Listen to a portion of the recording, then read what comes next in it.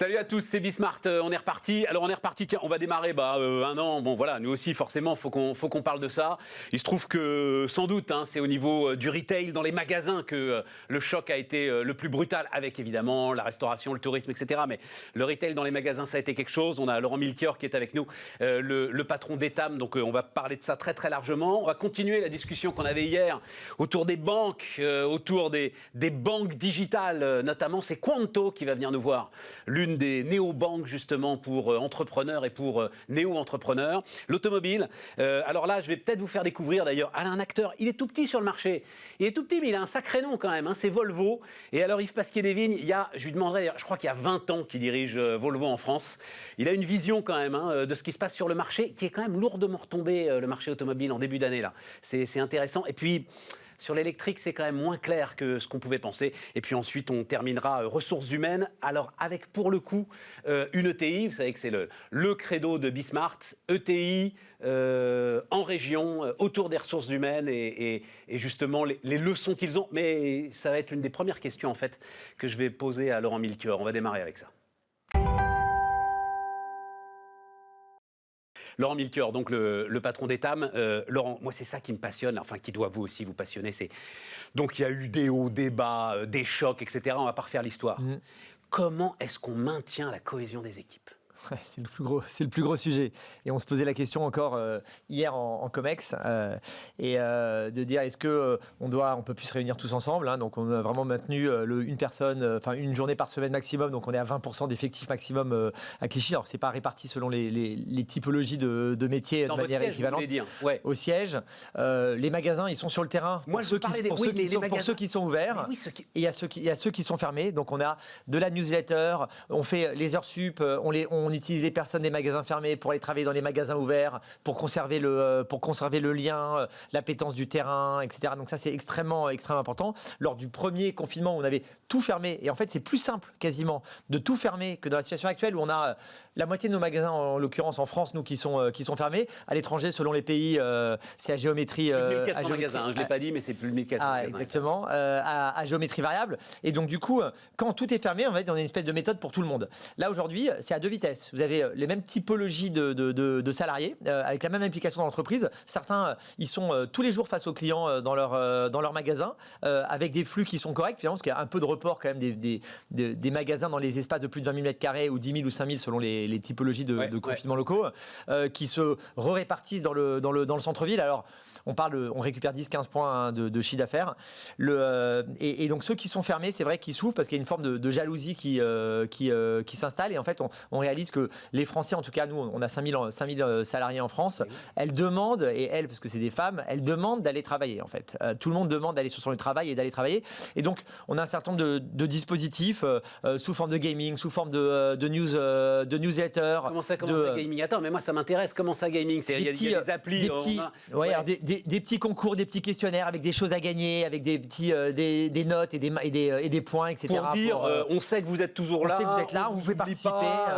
Voilà, vous êtes au cœur de la famille, vous êtes au cœur du truc. On vous demande votre avis aussi, ça c'est très important. Donc on leur demande leur avis sous forme de questionnaire assez régulièrement pour les tenir au contact de l'entreprise et qu'elles sentent qu'elles ont une importance.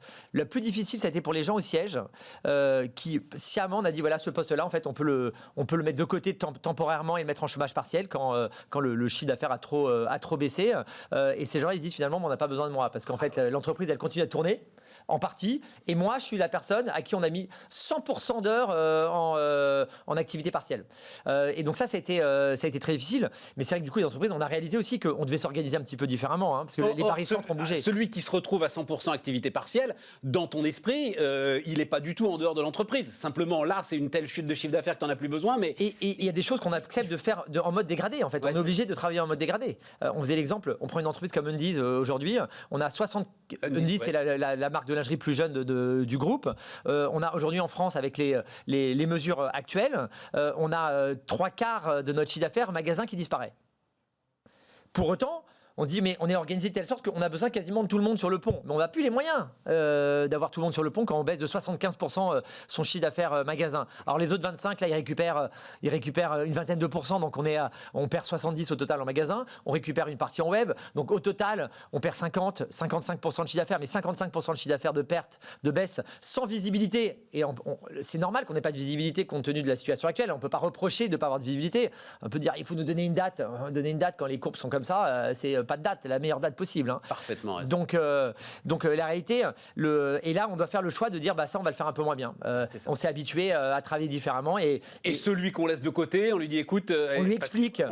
Voilà. Et comme on est une entreprise familiale qu'on a revu en 2020, pour motiver les équipes aussi, on a revu nos objectifs à la baisse. C'est-à-dire qu'à beaucoup d'entreprises ont dit, ok, le traumatisme il est tel que finalement, je gagnais 100 l'année dernière, je vais perdre 50 ou 100 cette année, donc il y aura des bonus pour personne. C'est une façon de faire des économies. Nous, on a eu la chance de pas mal traverser cette crise quand même, parce qu'on a même réussi à se désendetter pendant cette crise qui est assez unique pour un retailer. Mais on a revu les objectifs à la baisse. Et sur le terrain, on dit, OK, le mois prochain, en fait, si vous faites moins 20, finalement, compte tenu de tout ce qui se passe, c'est pas mal par rapport à nos hypothèses et par rapport au contexte. Super. Au siège, on leur a dit, OK, les mecs, en fait, si on arrive à améliorer notre BFR, notre besoin en fonds de roulement, si on arrive à sortir un EBITDA minable, mais qui est quand même légèrement positif.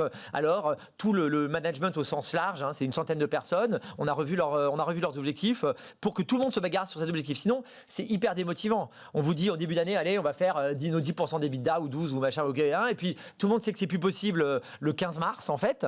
Et après, on travaille pour quoi en fait ? À fond.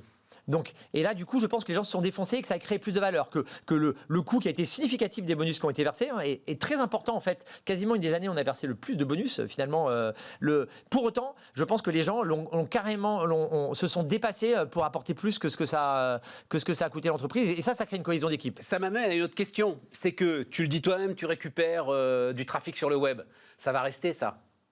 Dans ton mix, il va y avoir un changement. Bien sûr qu'il va y avoir un changement, mais le changement il avait déjà démarré en fait. En fait, c'est un accélérateur. Tout ce qui se passe là, c'est un accélérateur. Je pense que le vrai changement qui n'aurait jamais eu lieu, c'est le télétravail. Le télétravail, il va rester d'une manière ou d'une autre, adapté selon les types d'entreprises et les métiers, etc. Mais il va rester. Et ça, je pense que le télétravail, il existait un petit peu, mais il aurait continué à exister un petit peu si on n'était pas passé par cette époque dite Covid. Sur le e-commerce, clairement, on s'est aperçu qu'on pouvait tous faire tout d'un coup des semaines à 25, 30 ou 100% de chiffre d'affaires en e-commerce, puisque tout était fermé à un moment donné. C'est ultra e-commerçable quand même ce que tu vends. C'est ultra e-commerçable. Et d'ailleurs, la dernière étude Kantar le montre. On parle de transfert, donc à transfert de canaux, donc du canal physique au canal digital. Mais en ce moment où les sites ouverts sont encore à l'air libre, sont encore ouverts quand les gros centres commerciaux sont fermés, nous on a fait le choix de ne pas être en zone de périphérie, en considérant que le mix concurrentiel en zone de périphérie, c'est à côté d'un Ikea, Kiabi, Gémeaux, La Halle, etc. sont des enseignes de périphérie. Et nous on a fait le choix de ne pas développer nos marques là-dessus parce que Inditex, Zara et compagnie ne se développent pas là, H&M ne se développe pas là, et donc on considère que notre environnement concurrentiel, on le veut un peu plus haut de gamme, on va dire, et marketé, un peu plus centre-ville. Et pour autant, Gémeaux, Kiabi sont des entreprises qui font un remarquable travail. Mais c'était notre pic. Et donc on a une trentaine de magasins seulement sur nos 770 magasins français dans ces zones de périphérie. On s'aperçoit qu'aujourd'hui, elles gagnent énormément en fait. Achat facile, à l'air libre, je me garde devant, ça reste ouvert, etc. Donc on perd en part de marché face à ces acteurs-là, on perd en part de marché face à la grande distribution. Finalement, et on le voit clairement dans l'étude Kantar, en ayant fait une relativement bonne année compte tenu du contexte en lingerie, on a perdu un peu en part de marché face à la grande distribution. Donc c'est vrai que quand on écoute Carrefour, Leclerc dire on a fait une année exceptionnelle en 2020, c'est pas lié pas lié au Covid, c'est beaucoup lié au Covid. Non, et au travail de fond d'Alexandre Bompard qui fait du travail, évidemment, mais ça a aidé. Donc quand il y a eu ce sketch là des non essentiels, etc. et tout, en fait c'était super important. Tu sais, quand les supermarchés, ils ont dû mettre des... Mais moi je considère que c'était normal en fait, parce que à J+1 du confinement, enfin de la fermeture des commerces dits non essentiels à l'époque, le Carrefour lançait des promotions sur le jouet. Ouais. C'est faire ou pas dans ce cas-là? Dans ce cas, il faut encadrer. J'en sais rien. Leclerc, il est venu, il dit sur le jouet, vous avez deux gros acteurs. En fait, c'est des grosses centrales comme nous. On est en train de raconter n'importe quoi aux Français. Bon, enfin voilà. Bref, de toute façon, je voulais pas refaire l'histoire. Mais ça, à la limite, je veux dire, la réalité, c'est qu'on est partagé entre sauver son entreprise, sauver ses parts de marché comme on peut, et on est obligé aussi de regarder l'équation globale. Et ce que fait le gouvernement aujourd'hui, c'est dire, OK, il faut que cette économie, elle tourne. On voit d'ailleurs la bourse, elle résiste, etc. Et il y a 30 000 commerces qui sont fermés en France. À l'échelle macro, c'est pas un problème. Et donc, quelque part, c'est une décision qui était nécessaire. Est-ce qu'elle est raisonnable? Est-ce que c'est la bonne décision? On voit que dans les sites de 20 000 m², en fait, on contamine pas plus que dans un autre site parce qu'en fait, il y a plus d'espace, etc. On veut éviter les transhumances de personnes. La finalement, compensation, justement. Mais il n'y en a pas pour l'instant. Il y a le chômage partiel, qui est très généreux en France. Mais une entreprise comme la nôtre, le chômage partiel, c'est absolument pas suffisant. Nous, on a réussi à s'en sortir parce qu'on a négocié nos loyers avec nos bailleurs. Ouais. Il y a eu une médiation qui a à moitié échoué. Mais en tout cas, nous, on a réussi à négocier quelque chose de raisonnable. Privée ou publique? Non, il y a eu à l'époque du premier confinement Ah oui, à l'initiative de Bruno Le Maire sur en novembre. Après, il y a eu la défiscalisation, extrêmement compliqué parce que pour nous, une entreprise de notre taille, pour éviter que les gros groupes internationaux puissent en profiter, on a mis un système qui est capé en taille et en montant. Donc nous, en fait, c'est 11% de nos loyers, le crédit d'impôt qu'on peut octroyer. Et c'est nous qui devons octroyer le crédit d'impôt. Donc on l'a fait un petit peu, ça a permis de négocier, mais en gros, on fait moitié-moitié ou un peu plus d'abandon pour le bailleur que pour nous parce que nos bilans sont pas exactement les mêmes. Nous, le poids des stocks, etc. C'est de l'abandon, alors de l'abandon, c'est pas dur. Nous, on arrive à discuter de l'abandon. Ouais. On arrive et tout. Et c'est quoi, c'est la durée de la relation commerciale? Tous les acteurs. J'ai quelques assureurs dont je vais pas citer les noms, qui sont propriétaires d'actifs de centre-ville, qui aujourd'hui nous disent non, c'est que du report. Que du report, moi je vais au tribunal. Et la réalité, c'est que les premiers jugements, ils vont en notre faveur. Nous, ce qu'on milite depuis le début, et on l'a écrit avec Maître Ginestier, qui était notre avocat de famille historique, un garçon absolument brillant, c'est que le fondamental du droit au bail, c'est qu'on nous doit une louissance libre de notre local, en échange de quoi le propriétaire, il prend lui le risque de l'immobilier, donc la plus-value immobilière, et nous on prend le risque du commerce. Cette louissance libre, elle n'a pas existé du fait du prince, mais c'est indépendamment du contrat. Donc la prestation, elle n'existe pas, elle n'est pas due. Si vous commandez 12 voitures, non, mais j'ai compris, tout le monde a compris. Et ça tient en justice, ça. Bah, pour l'instant, les premières décisions, elles sont dans notre sens. Donc, je dis quelque part à ces acteurs qui veulent pas négocier, qui disent quoi qu'il arrive, les assureurs, vous devez payer vos loyers qui sont dus. La prestation, elle n'a pas existé. Le loyer, il y a la présidente du tribunal de commerce, enfin la patronne d'ailleurs de tous les tribunaux de commerce de France, mais celle d'Evry qui est venue ici, et elle dit un truc. Elle dit, vous savez, on va regarder en fait la durée de la relation commerciale. C'est-à-dire, si vous êtes ensemble depuis 25 ans, c'est pas possible que le bailleur vous dise non, vous payez, etc. et vous mette le couteau sous la gorge. Voilà. Donc il y a des éléments comme ça aussi qui sont importants. Et c'est sûr que les tribunaux de commerce vont regarder ça de très près. La réalité, c'est que ça m'intéresse ce que tu me dis sur les assureurs qui vont venir bientôt là. Donc, les bailleurs avec lesquels, alors ils vont vous trouver 2-3 exemples pour dire l'inverse, mais la réalité, nous, c'est à peu près 100%. Que ce soit des Français ou des étrangers. Alors que les foncières, par exemple, elles sont plus. Mais parce qu'on a une vraie relation dans la durée. Mais voilà, c'est ça. Quand vous êtes avec un assureur, il a son très bel actif dans Paris.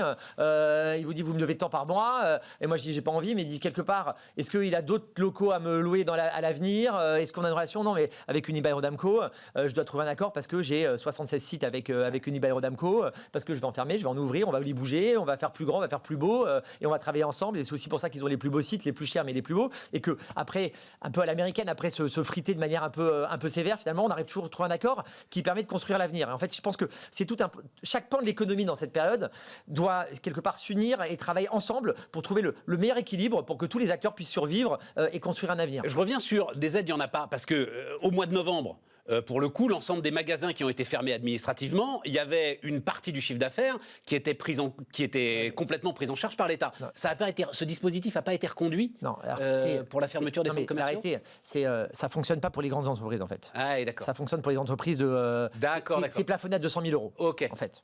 Donc c'est là mon la perte. Aujourd'hui, nous depuis le début de l'année, on a déjà perdu 22% de notre chiffre d'affaires.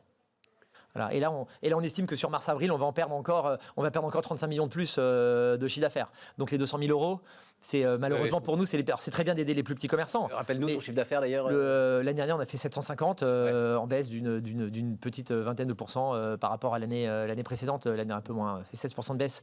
Donc on a le e-commerce qui a beaucoup progressé, qui a doublé. On a fait 100 millions hors taxe de chiffre d'affaires en e-commerce. Quand je dis e-commerce, c'est sur nos propres sites. Donc ça devient un acteur significatif.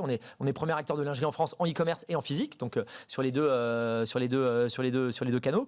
Donc on fait notre travail. Mais c'est vrai que là en ce moment, on peut pas demander une réouverture. Il ne faut pas la demander, je considère que ça serait irresponsable de la demander. Par contre, c'est vrai que l'aide que demande le ministère de l'économie sous l'impulsion de Bruno Le Maire, qui est de dire on va vous payer vos loyers, charges comprises, et quelque part, vous allez reverser une partie significative aux bailleurs et garder le reliquat pour payer vos autres frais. C'est une aide assez généreuse parce qu'elle ne serait pas plafonnée. Maintenant, elle doit être validée par Bruxelles. Est-ce que Bruxelles va accepter ça? Parce qu'il faut un équilibre. Il y a toujours le sujet. Et donc, du coup, nous, on est dans l'expectative. On a passé un mois on est fermé, on ne sait pas quelle aide on va avoir. Les bailleurs dans les centres commerciaux ne nous demandent pas de loyer parce que tout le monde attend de savoir quelle va être la règle qui va être fixée. On va avoir la même chose sur le mois de mars, probablement la même chose sur le mois d'avril, malheureusement. Et après, quand on réouvre, par contre, il faut vraiment que tous les sites puissent réouvrir. Il faut qu'on mette en place les bonnes mesures sanitaires quand on va réouvrir, quand on sera en capacité de réouvrir. La réalité, un grand site ou un petit site, on ne peut pas laisser les centres commerciaux fermés pendant encore 6 mois. Mais je t'ai entendu dire, tu voudrais même d'une sorte... j'ai appelé ça un espèce de grand vide-grenier. C'est-à-dire, j'ai l'impression que quand tu souhaites, quand ça va réouvrir, parce qu'à un moment quand même, on va sortir de tout ça, qu'il y ait une ouverture très très large en termes de soldes, de promotion, de tout ce qu'on veut, pour permettre de vider les stocks, quoi, et d'essayer de retrouver du BFR, justement. On en parlait moi, je dis les choses, des BFR. Moi, je dis les choses un petit peu différemment. Je pense qu'effectivement, là, quand on va ouvrir, il faut qu'on donne un peu de liberté aux commerçants pour pouvoir écouler les surstocks. Alors nous, on n'est pas encore dans une situation de surstock parce qu'on a anticipé dans nos budgets que le premier semestre est compliqué. Donc, pour l'instant, on a un peu trop. On va réussir à les écouler. Mais c'est vrai qu'il y a des acteurs qui achètent plus long terme, qui se retrouvent avec des stocks absolument incroyables, avec tous leurs magasins fermés, parce que certains ont 50% de leurs magasins fermés comme nous. Et alors, donc, on fait quoi, donc, il faut effectivement accepter qu'on puisse vendre en dessous de son prix de revient pendant un certain temps à la sortie, à la réouverture des magasins. Mais plus globalement, ça c'est tactique. Moi, ce que je pense, c'est qu'on est dans un monde de la RSE aussi, et on va forcément aborder ce sujet à un moment donné. Et dans ce monde de la RSE, non, mais c'est pas grave, parce qu'on en parle tellement qu'à un moment donné, on tourne en boucle. Non, mais ce que je veux dire, c'est que il faut mieux acheter, etc. Et ça, on le fait, on a notre label WeCare et compagnie. Par contre, il faudrait, dans l'idéal, il faudrait qu'on achète moins, qu'on vende moins de pièces. Mais sauf qu'on doit développer nos entreprises, nous, développer l'emploi, la richesse, etc.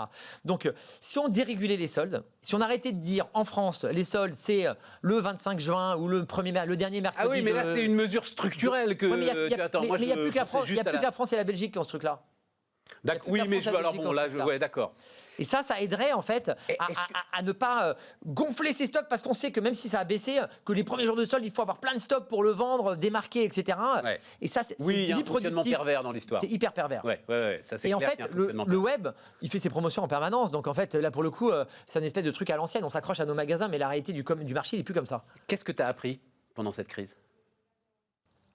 D'abord, l'importance de la famille, quand on était enfermé pendant 2 mois. Et de voir ses petits-enfants grandir et déjeuner avec eux tous les jours. Ça, c'est le premier. Tiens, ils sont là, ceux-là. Ça, c'est un truc sympa. Non, ce qu'on a appris, c'est que quand on bosse bien ensemble, on arrive à trouver des solutions. En travaillant en petits groupes, on arrive à retrouver cette agilité que les entreprises d'une taille comme la nôtre commencent déjà à perdre par rapport et le sentiment d'urgence de dire bon, on peut plus réunir le banc, l'arrière-banc, tout le monde, réfléchir. On est en Teams, on met 6 personnes, il faut décider à la sortie de la réunion, il faut que ça avance et du coup, on a pu avancer beaucoup plus vite. Beaucoup de chefs d'entreprise me parlent, comme tu m'en as parlé d'un mot, de l'attachement très très fort en fait de l'ensemble des salariés à la marque, qu'ils n'avaient peut-être pas en tête à ce point-là. Plus qu'à la marque, c'est à la société en fait. Enfin voilà, à la société. Qu'ils n'avaient peut-être pas en tête à ce point-là. Non, mais le sujet c'est, il faut que j'en sois digne maintenant. Enfin, il y a quelque chose dans le rapport avec l'ensemble de tes équipes qui a peut-être changé.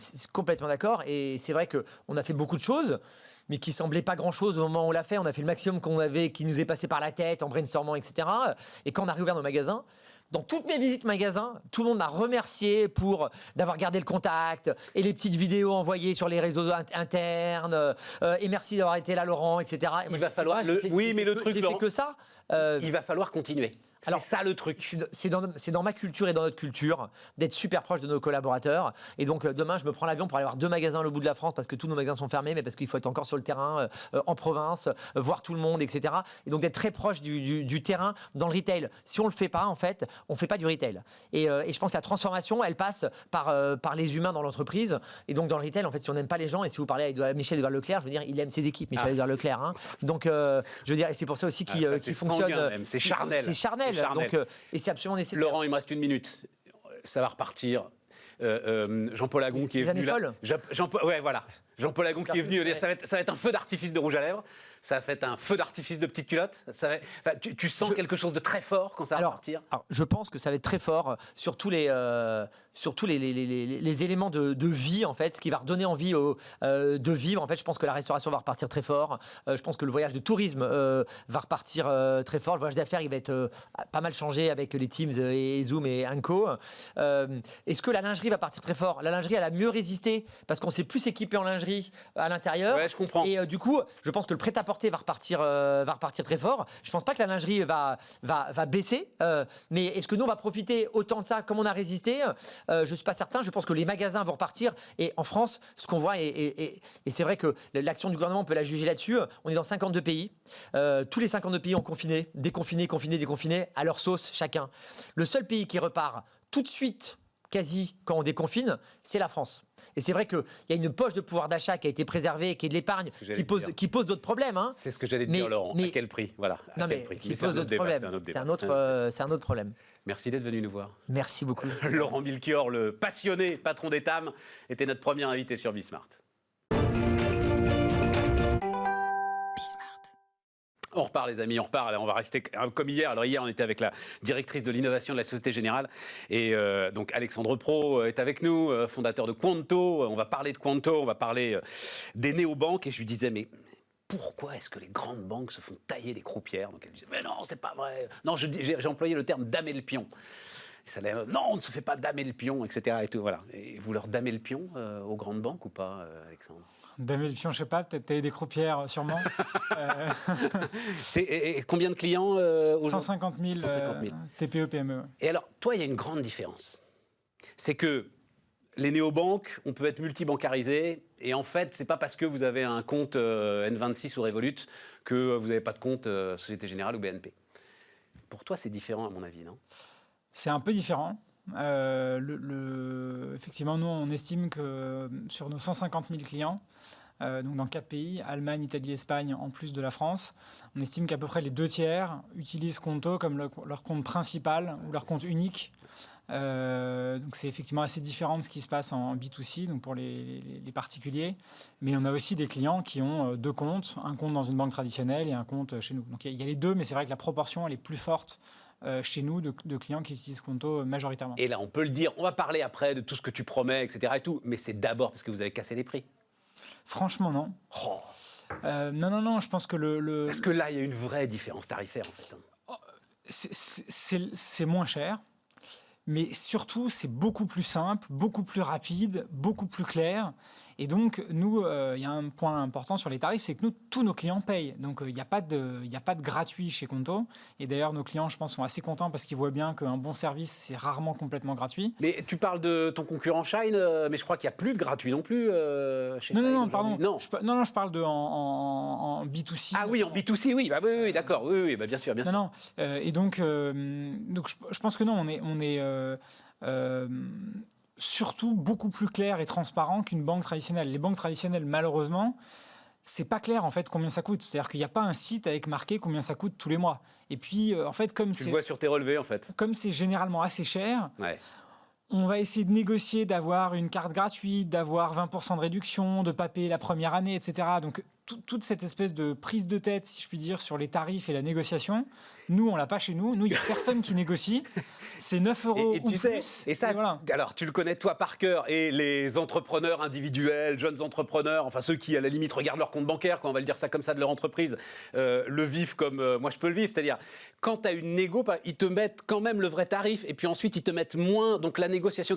Et donc, tous les mois, tu te retrouves en fait avec quasiment une page de ton relevé, avec des plus et des moins, sur ce que la banque t'octroie, finalement t'octroie pas, etc. Et tout. C'est évidemment invraisemblable.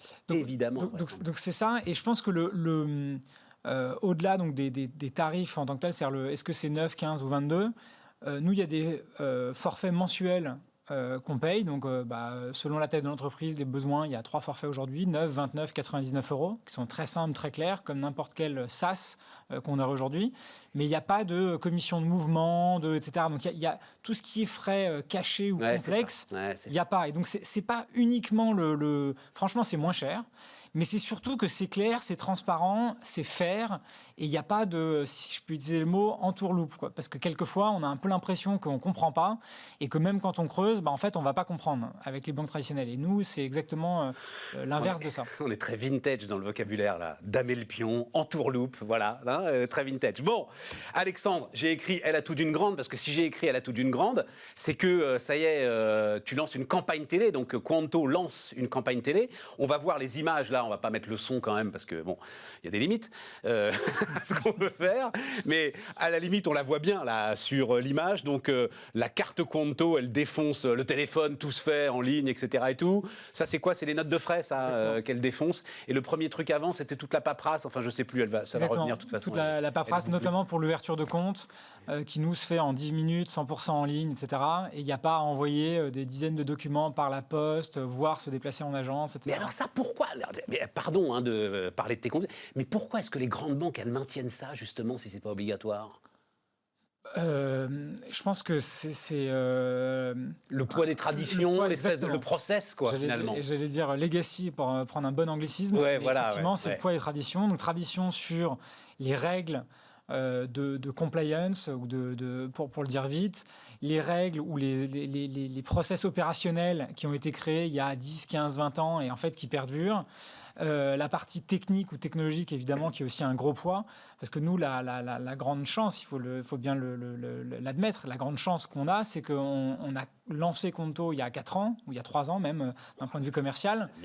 Et donc, ça veut dire qu'on est parti de rien et on a tout reconstruit, on a tout construit. Mais alors, non, mais justement, tu construis quoi exactement? Parce que tu es appuyé sur un partenaire bancaire quand même, ou tu es une vraie banque, justement? Tu as tout d'une grande. Alors, aujourd'hui, on est un établissement de paiement. Et donc, on peut faire toute la partie paiement, comme son nom l'indique, mais pas la partie crédit. Ouais. On va proposer des services de crédit dans les prochains mois, mais en partenariat avec d'autres acteurs. On ne va pas les faire nous-mêmes. Parce que là, effectivement, on rentre dans de la compliance, on rentre dans de la régulation qui est beaucoup plus compliquée à gérer? Franchement, c'est un mix de régulation, mais aussi de savoir-faire. Par exemple, savoir scorer, donc noter un risque de crédit, un client, etc. C'est des choses qu'on n'a pas fait jusqu'à présent. Et donc, c'est un nouveau métier. Et pour pouvoir proposer ce service rapidement à nos clients, on s'appuie aussi sur des partenaires, indépendamment même du fait qu'on puisse ou pas le faire avec notre agrément. On va chercher des partenaires qui peuvent faire ça. Je pense qu'un des points très très forts de l'environnement actuel, c'est qu'il y a de plus en plus de fintech, de plus en plus d'entreprises dans ce secteur, on va dire bancaire.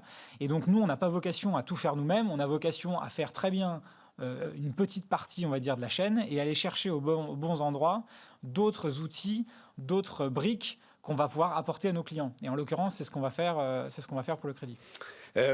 Non, parce que ça me fait penser, on discutait récemment avec Cegid, avec lequel on travaille sur Bismart. Ils ont aujourd'hui un dispositif d'affacturage qui leur est apporté justement par une fintech belge. Visiblement, c'est très spectaculaire, c'est un petit bouton et les algorithmes calculent, mais en quelques secondes à peine, si la boîte accepte de prendre l'affacturage ou pas. Enfin, voilà, on est là sur des choses qui sont effectivement très impressionnantes. C'est la banque d'un nouveau mode d'entrepreneuriat, Je sais pas si de l'entrepreneur. Alors, on va pas dire individuel, mais en tout cas indépendant. Qui n'a pas forcément vocation à monter une grosse boîte? Pas vraiment. Pas vraiment, tu ne te définis pas comme ça? Non, parce qu'aujourd'hui, nos 150 000 clients sont tous des TPE, PME. On a des indépendants qui, par définition, sont seuls à leur compte. Ouais. Et on a aussi des entreprises qui ont 100, 200, 300 personnes qui sont clientes de Quanto. Et notamment d'ailleurs en grandissant, en améliorant notre palette de services, etc., on voit bien qu'on attire des entreprises de plus en plus grandes et aussi qu'on grandit avec nos clients. Parce que les clients qui se sont créés avec nous il y a 2-3 ans et qui étaient 1 ou 2 associés, ils ont recruté des gens, grandi, etc., et ils sont restés sur Quanto. Et donc on voit aussi qu'on arrive à accompagner cette croissance de nos clients. Et donc la taille moyenne de nos clients, que ce soit en chiffre d'affaires, en volume d'affaires, en nombre de cartes, en nombre d'utilisateurs, elle augmente aussi avec le temps. Ce qui est très très bon pour ta rentabilité, évidemment, j'imagine. Oui, parce que ce sont des clients qui prennent plus les 90 € que le premier tarif que tu as donné. Effectivement, c'est pour plein de raisons. C'est des clients effectivement qui vont prendre plutôt des forfaits supérieurs, donc ça c'est un premier point, qui vont en moyenne moins faire faillite, parce que c'est aussi le risque de notre métier, c'est qu'il y a beaucoup de créations d'entreprises, plus de 850 000 l'année dernière en France, mais il y a aussi pas mal d'entreprises qui ferment, soit parce qu'elles font faillite, soit parce que c'est juste des entreprises qui ont fusionné ou des gens qui ont décidé de changer on va dire de métier. Mais donc il y a aussi de la mortalité entre guillemets parmi nos clients. Et donc évidemment, quand les entreprises grossissent, en général, elles perdurent plus. Donc ça, c'est aussi tu as raison, je n'y avais pas pensé, ce qui est aussi une différence avec le B2C. Bien sûr. Oui, c'est ça. Quand tu as un client individuel dans le B2C, client d'une banque, Exactement. Mais ça joue plutôt pour nous, parce que comme il y a une très forte croissance du nombre d'entreprises en France, mais dans tous les pays dans lesquels on est présent, en fait, nous, on est encore plus fort, encore plus présent pour les entreprises qui se créent. Et donc, naturellement, ça accélère notre développement parce qu'on a une part de marché encore plus forte sur les entreprises en création que sur les entreprises existantes. Allemagne, Espagne, Italie, la dimension internationale, c'était indispensable aussi vite. Comme tu le dis toi-même, tu as à peine 3 ans.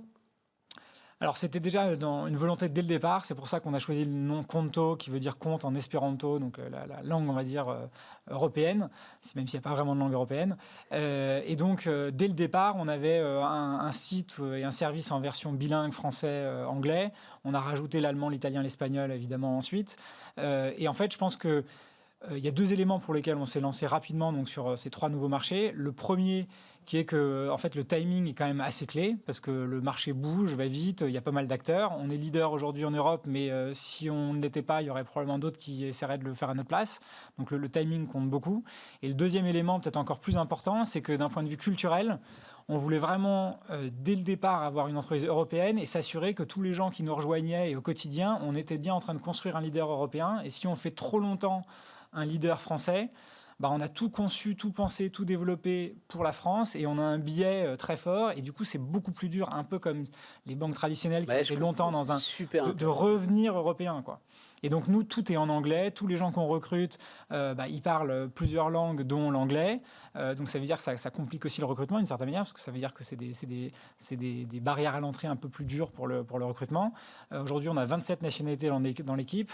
On ouvre des bureaux à Milan, Barcelone et Berlin au 2e trimestre. Et tout ça, toute cette histoire, elle a été préparée, on a commencé à l'écrire, on va dire, il y a 2-3 ans. Et ce serait beaucoup plus dur à faire si on n'avait pas fait tout ça au préalable. Ça veut dire que, je disais d'un mot Shine, donc racheté par la Société Générale. Ton projet, c'est absolument pas aujourd'hui de te faire racheter par... Pas du tout, non. Je ne sais pas par qui t'allais dire, mais pas du tout. Voilà, c'est ça. Non, pas du tout. Non. Pas du tout. Continue à croître. Bon, merci Alexandre. Alexandre Pro, donc le fondateur de Conto, et ça, le film qu'on a vu là, ça va être mais à la vraie télé, c'est-à-dire c'est TF1 20h. C'est la vraie télé. Oui. Il se trouve qu'on a été il y a pas longtemps par hasard, juste avant un match de Champions League, donc j'ai eu pas mal. Waouh, la vache! Pas mal d'amis qui m'ont. Oui, mais Champions League, oui, mais ça veut dire que ça c'était sur les chaînes payantes, parce que ça c'est. Oui. C'est RMC, bien sûr, RMC Sport. Exactement. Et du coup, il y a eu pas mal de gens qui l'ont vu, mais. TF1 quotidien. On monte en puissance. Mais on fait les choses de manière assez agile et pragmatique. Donc ça arrivera sûrement un jour, mais voilà, on essaye de ne pas mettre la charrue avant les bœufs non plus. Le fondateur de Conto était notre invité sur Bismart. Merci Stéphane. On repart les amis, on repart avec Yves Pasquier-Lévigne, le patron de Volvo Cars en France. Salut Yves. Donc, bonjour. Alors j'ai dit en sommaire, j'ai l'impression qu'il y a 20 ans qu'il dirige Volvo, mais non. Non, on a un peu moins. 7, oui. 7, mais c'est des années chats, donc c'est peut-être 14. Mais il y a 20 ans que tu diriges en fait des grandes marques internationales en France. Voilà, c'était General Motors avant, à l'époque où Opel était chez General Motors. Oui. Et maintenant c'est Volvo. Volvo, alors j'ai vu ça d'ailleurs en préparant l'interview, ça m'a surpris. Parce que la notoriété de la marque, enfin j'en sais rien, c'est quoi le taux de notoriété de Il est très fort. Hyper fort. Mais c'est un tout petit constructeur en fait, Volvo, même à l'échelle mondiale. Oui. On est, selon les pays, entre 1 et 2% de part de marché des pays, à part la Suède où ils sont à 21, 22, parce que c'est leur territoire. Mais non, la marque, l'image est beaucoup plus forte que les volumes. Mais finalement, si tu regardes les créneaux, les segments sur lesquels on est à 12, 13, 14% dans le premium et les segments sur lesquels on travaille. Ouais, c'est ça. Voilà, parce qu'on n'a pas les petits. Alors, c'est un des sujets d'ailleurs. Tu fais que des gros SUV. Enfin, ils essayent d'être de moins en moins gros. Moyen et gros. Mais ça veut dire, non, parce que juste très vite là-dessus, parce que je me souviens très bien, à chaque fois, PSA, on allait chercher avec cette question-là, vous êtes trop petit, vous êtes trop petit. À l'époque où il devait être à 3 millions de véhicules, Volvo est à quoi, 700, 800 000 Ouais, voilà, 700 000. On peut vivre en fait, et on peut... Parce que on nous décrit, et c'est ça dont je veux qu'on parle ensemble, une masse d'investissement considérable devant aujourd'hui l'automobile. Alors, oui, il n'y a pas que ça. On peut assumer cette masse d'investissement en vendant 700 000 véhicules par jour? Alors, tu dois faire partie d'un groupe plus gros, parce que si tu regardes l'histoire de Volvo seul, la vie a été difficile, avec beaucoup moins de volume. Une fois que ça s'est adossé à un plus grand groupe, ça a été un petit peu mieux. Ça n'a pas non plus très très bien marché. Donc maintenant, ça s'adosse toujours à un investisseur asiatique, mais qui a une panoplie de marques et qui a un environnement mondial et de la volumétrie beaucoup plus forte. Donc Volvo s'inscrit à l'intérieur d'une volumétrie d'environ 2 millions de voitures. C'est Geely, c'est ça C'est Geely, voilà, un constructeur chinois. Ouais, absolument. Donc ça permet ensuite toutes les économies d'échelle. D'accord. Et en fait, c'est eux qui travaillent notamment, enfin on va en parler, sur les batteries, sur des éléments comme ça. C'est ça. Et qui permettent à Volvo de progresser, parce que j'étais... Oui, ils ont racheté Volvo à un prix défiant toute concurrence.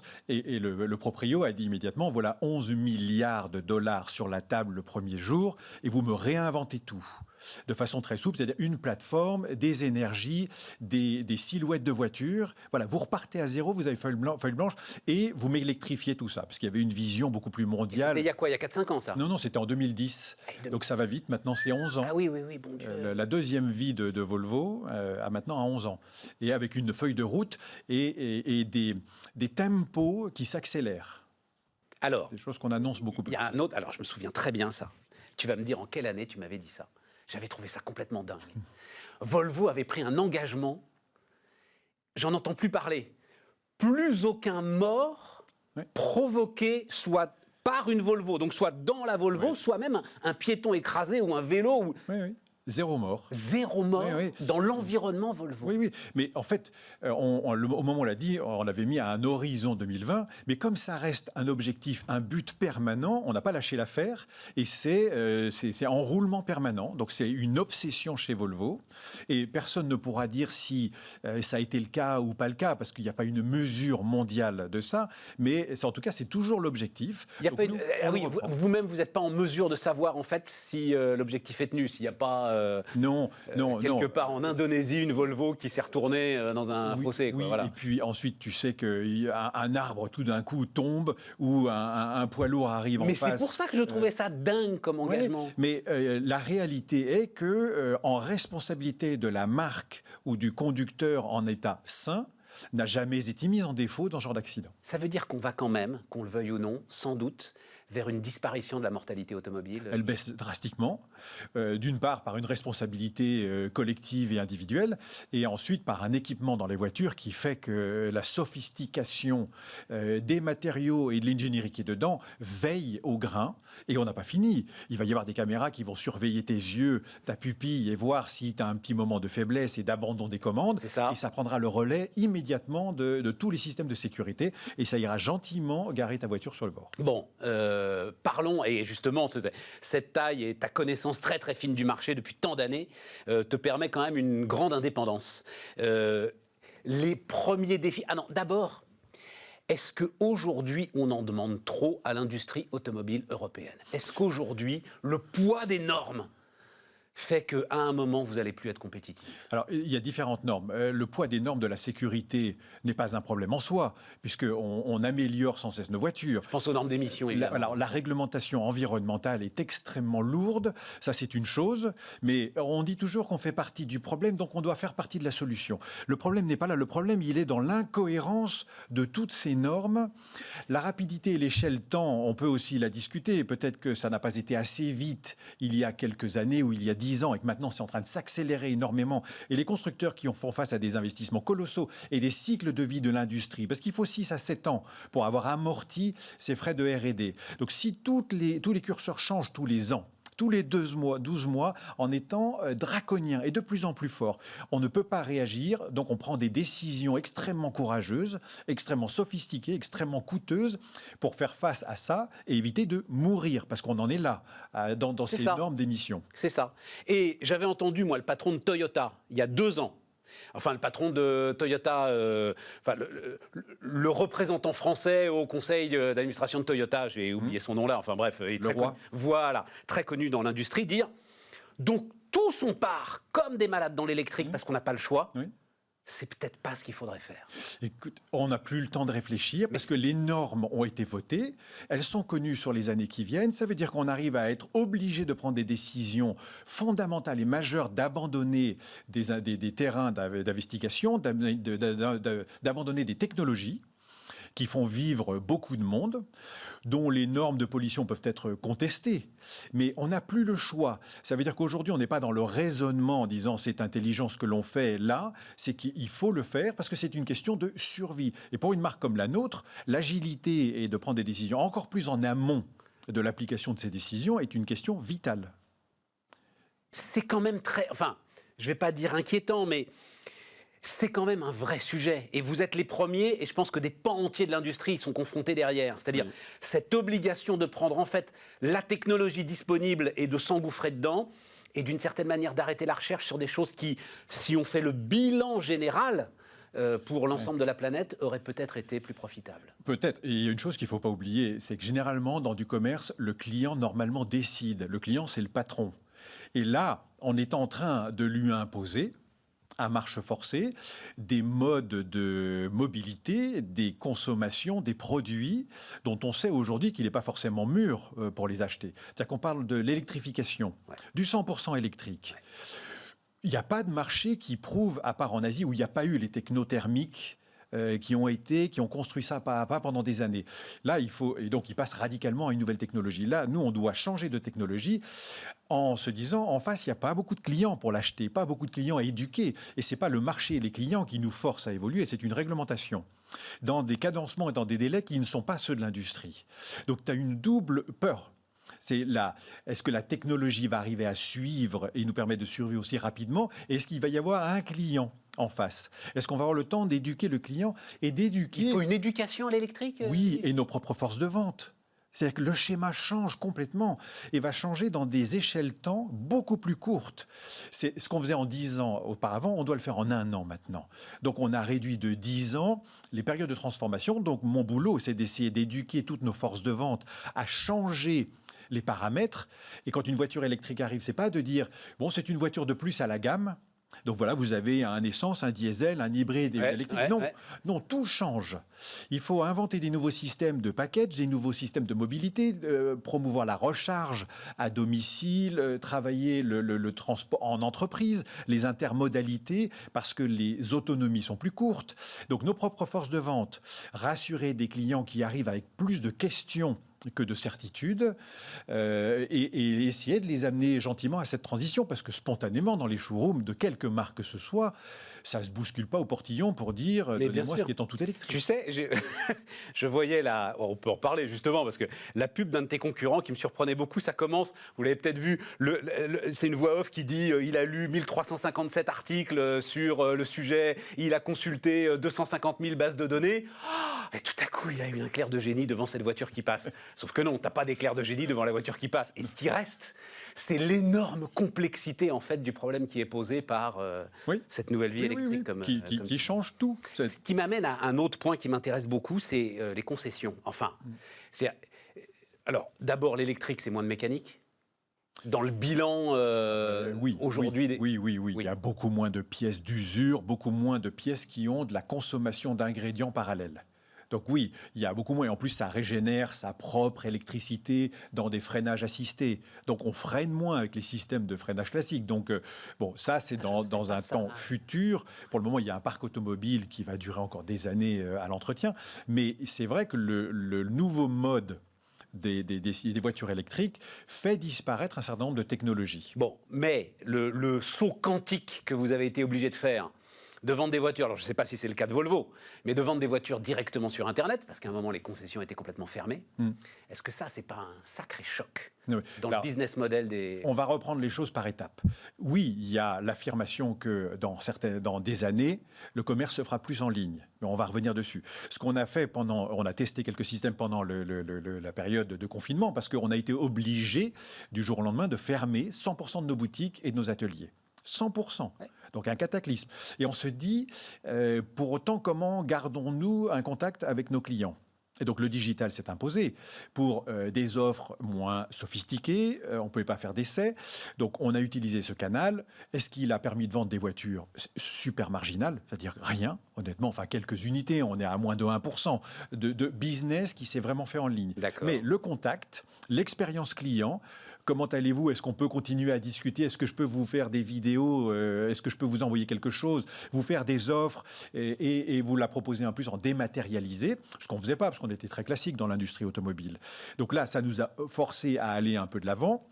Et c'est surtout la gestion une nouvelle gestion de la relation client. Qui était très physique avant. On se parlait, on se voyait, on se touchait. Donc là, ça nous a permis de faire ça et d'accélérer notre processus, qui est de dire, attention, tout ça est en train de changer, soyons prêts pour la génération suivante, où là, la dématérialisation, un peu moins de relations, va nous mettre en face de ces responsabilités d'avoir du commerce en ligne. Mais tu ne penses pas que ce sera brutal? Non, ça va se petit à petit. Mais bien sûr. Quand tu dis on va y revenir, là, on va vendre des véhicules en ligne. Oui. On va vendre des choses en ligne, mais pas. Au moins, l'offre et le parcours client va être bien meilleur en ligne. Est-ce que ça continuera à se faire via des vendeurs qui seront plus dans le rôle de conseil et des concessions avec des essais, des reprises et une personnalisation de l'acte? Bien entendu. Mais mon principe est de dire, il y a des gens de générations un peu plus jeunes que nous, je ne dis pas qu'on est des vieux, mais on est un peu poussés par les nouveaux, qui disent acheter, louer. Parce qu'on n'achète plus rien aujourd'hui. 96% de ce que je vends est en formule locative. Donc ce qui les intéresse, c'est 300, 400, 500, 600 euros par mois en fonction de leurs moyens, mais pas du tout 50, 90 000. Donc ça, on est dans un processus où on ne dit pas une voiture à 90 000 euros, c'est invendable sur Internet. C'est pas ça le problème. C'est que maintenant, c'est 600 euros. Est-ce qu'une offre packagée par 600 euros est vendable, explicable, si je dématérialise tout le process? Et on a des clients qui disent, moi, ça me va très très bien, je signe un contrat, tout est dématérialisé, je n'ai pas spécialement besoin d'aller en concession, parce qu'on m'en a parlé, j'ai été rassuré par les commentaires bienveillants d'une communauté sur Internet. J'ai tout configuré, ça me va. Et moi, je dis, s'il y a un seul client au monde qui est prêt à 100%, sans venir me voir, à acheter ou louer une Volvo complètement dématérialisée, je veux que ce soit chez moi. Je ne veux pas le laisser à un autre, donc je veux que ma plateforme soit prête. À quelle vitesse? Comment ça va se faire? J'en ai aucune idée. On se projette en disant, attention, le temps va vite et on parle de 2030. On dit en 2030, nous pensons que ça sera l'univers commun de tout le monde. Ça sera beaucoup plus selon ces process. On aura des concessionnaires. On aura des vendeurs, mais leur rôle, la manière d'agir va être autour de l'expérience client, peut-être moins dans la négociation commerciale. Il me reste une minute, Yves. Le marché est retombé en janvier. Oui, il n'est pas très fort. Et tu crois qu'il va y avoir des doutes comme ça? C'était très très fort cet été, on l'a beaucoup raconté. Oui, je pense que ça repartira. Il y a des pans de l'économie qui vont quand même pas bien. Dans certains pans d'activité. Oui, bien sûr. On a très bien vu l'année dernière. Et donc c'est ça en fait qui c'est là que ça mange sur le marché. Il y a quand même beaucoup d'entreprises qui se disent, est-ce que je me décide à faire un plan d'investissement? L'année dernière, après les 2 mois de pandémie, c'est reparti très très fort. On a fait une année exceptionnelle sur les mois de l'année. Là, on sent qu'il y a un coup de mou chez les particuliers comme chez les entreprises. Ça repartira. Mais là, janvier, février, mars, c'est pas terrible. Yves Pasquier-Desvignes, donc le patron de Volvo Cars en France, était notre invité sur Bismart.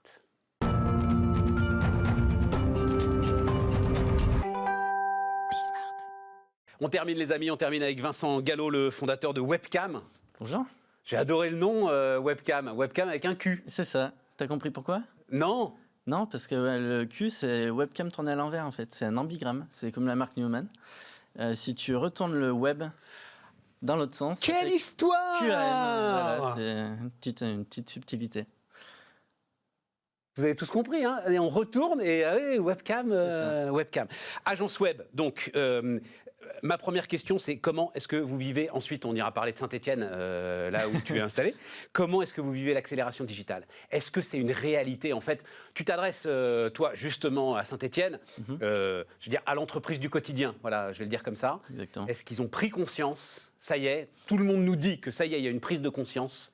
Ouais, complètement. Puis bon, le Covid, ça a été un accélérateur. Hein, voilà. Tous ceux qui étaient, on va dire, sous-digitalisés, je serais tenté de dire, clairement, ils se sont dit, mince, mais comment on fait maintenant? Et donc, du coup, il y a eu cette prise de conscience un petit peu comme ça, du jour au lendemain. Et alors, justement, comment on fait maintenant?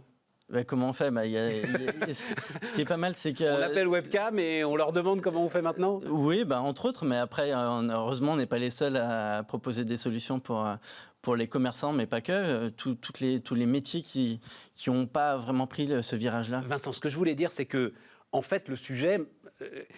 Ok, c'est bien finalement de se mettre en click and collect et puis d'écrire sur sa vitrine on est en click and collect. Mais il faut passer à l'étape d'après. C'est ça. C'est-à-dire, il faut annoncer sur le web ou faire vivre sur le web ce qu'on veut vendre sur le web. C'est ça. Devenir e-commerçant, c'est pas juste se dire j'ai un site internet. C'est pas ça. Voilà. Derrière, c'est des process, c'est de la logistique, c'est de la communication, c'est du web marketing, c'est tout un tas de choses qui font qu'on fait vivre une expérience client complète, une nouvelle expérience client qui est différente.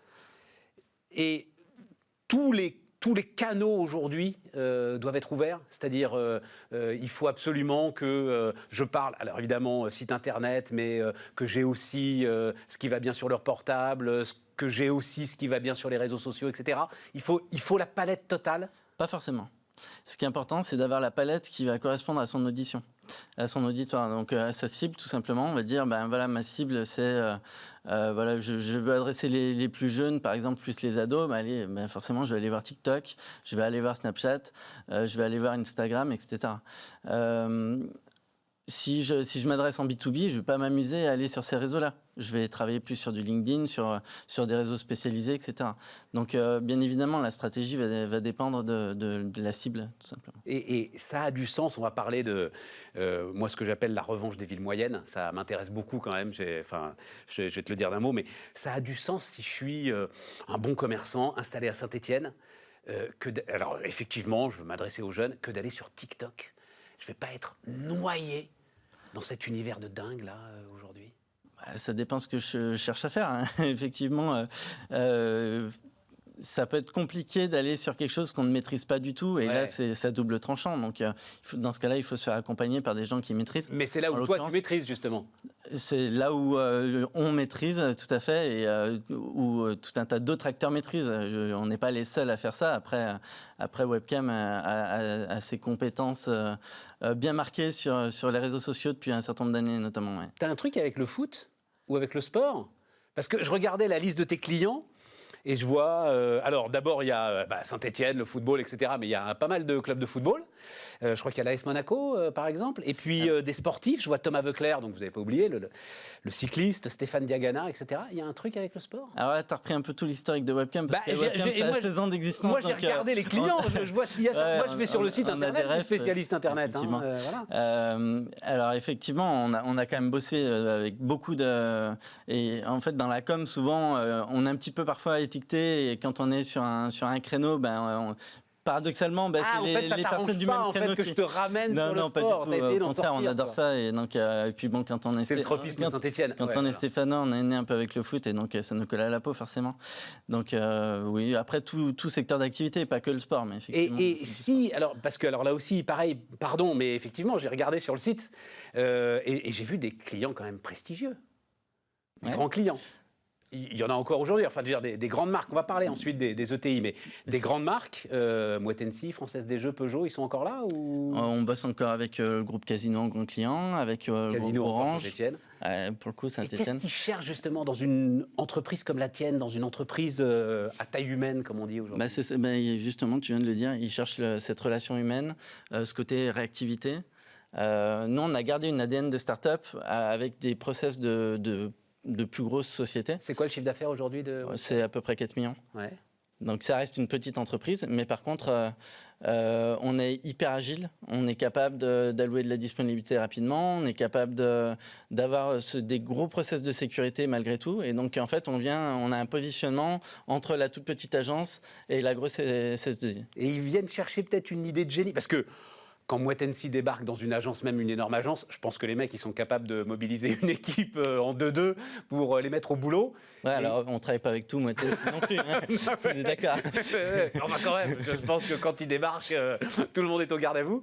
Mais ils viennent chercher peut-être aussi une idée originale. Ils viennent chercher de la créativité. Ouais, c'est ça. Et clairement. Et alors justement, d'être installé dans une ville moyenne, ça booste la créativité, ça fait une créativité différente. Je dirais pas que c'est le facteur qui booste la créativité. Par contre, ça permet d'amener un confort de vie. Saint-Étienne, c'est une ville qui est hyper accessible, qui est avec beaucoup de, on va dire, de chaleur humaine au sens large. Quand on est, par exemple, on peut facilement s'installer en famille, devenir propriétaire, etc. Et en fait, avoir un cadre de vie qui est propice justement à tout ça, à ce facteur.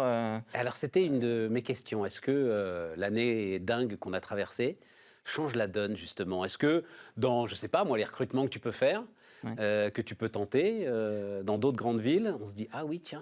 Particulièrement cette année, effectivement, on s'est rendu compte qu'il y avait énormément de...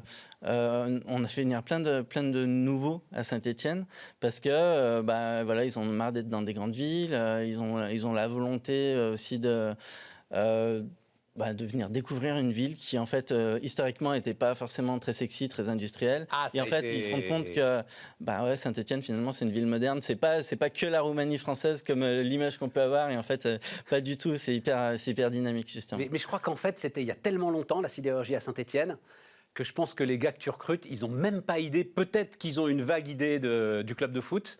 Mais est-ce qu'ils ont encore idée aujourd'hui de Manu France, de la sidérurgie, de tout ça? Oui, ça reste encore. Non, justement, effectivement, les nouvelles générations, les Z, Y et Z, on va dire, et Alpha même, ça va.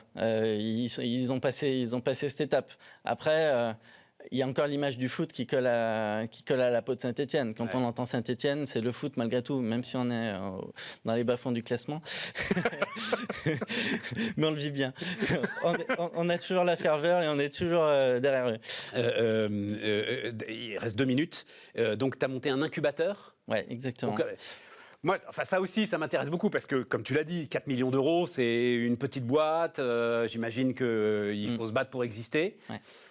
Et néanmoins, tu trouves le temps, l'énergie et tout ça de faire un incubateur à Saint-Étienne, mais c'est pour dynamiser la ville, c'est pour dynamiser ta boîte à toi? Alors, c'est pour... effectivement, déjà, il y a un côté développement économique local, clairement. Et moi, je suis très entrepreneur, je suis investi dans d'autres projets autre que Webcam.